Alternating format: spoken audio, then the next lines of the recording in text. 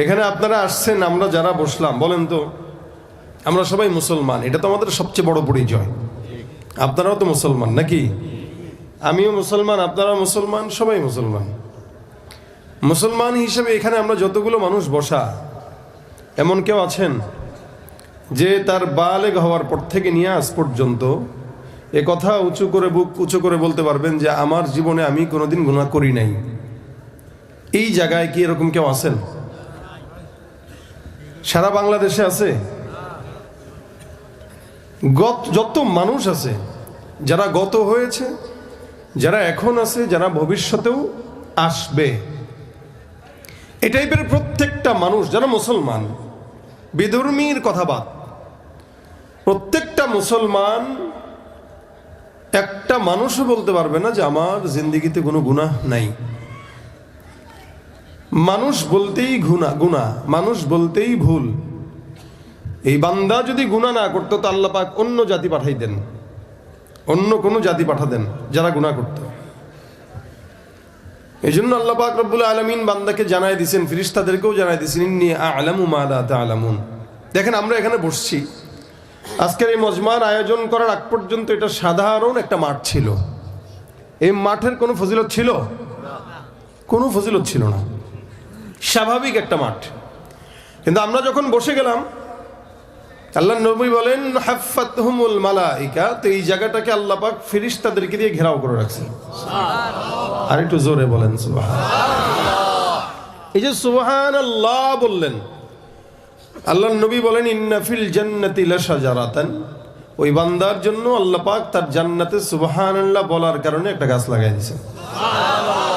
এখন আরেকটা লেগে গেছে, আবার যারা বলছেন আরেকটা লেগে গেছে। অর্থাৎ যত মানুষ বলবেন, যতবার বলবেন, ততবার কি লাগবে? একটা করে গাছ লাগবে জান্নাতে।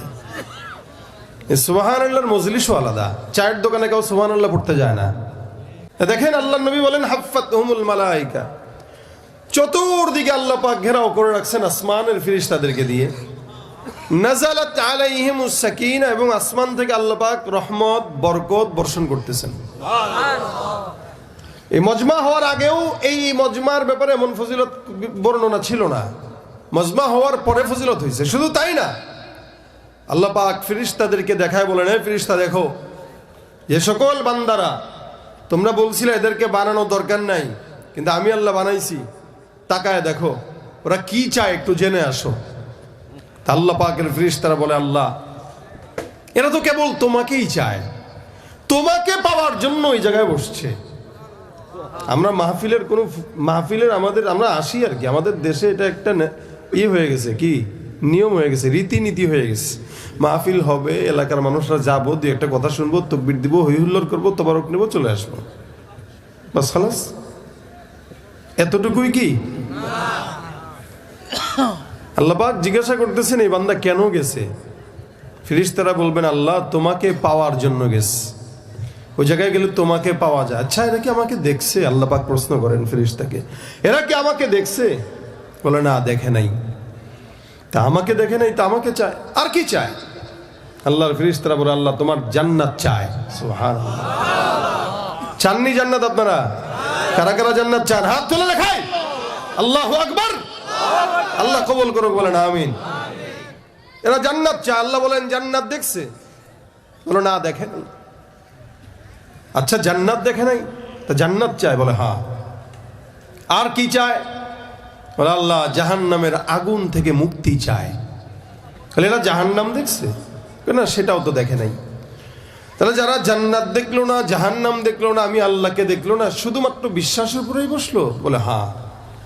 ঠিক আছে, তাহলে তাদেরকে বলে দাও আমি আল্লাহ পাক তাদের সবাইকে মাফ করে দিছি। এটা হলো আজকের মজমার ফজিলত। খালি আসলেন, বুঝেন বা না বুঝেন, শুনে চলে গেলেন, ফায়দাটা শুনে যান।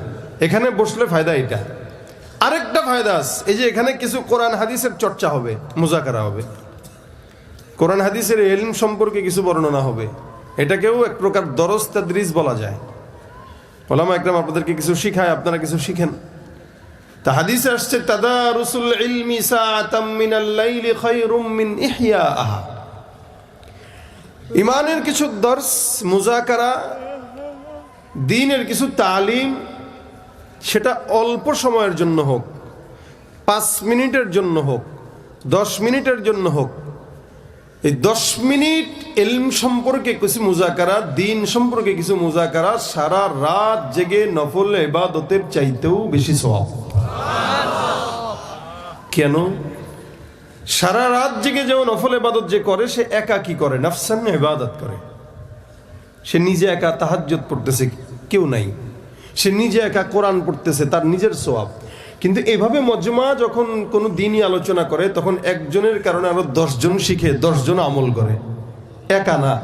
যার কারণে ওই একাকী ইবাদতের চাইতে মজমুই যে ইবাদত হয়, এই একসঙ্গে যে ইবাদত হয়, এই ইবাদতের দাম আল্লাহর কাছে সারা রাত জেগে নফল ইবাদতের চাইতেও বেশি।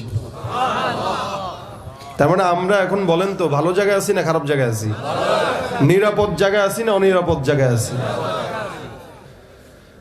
এটা হলো ফায়দা।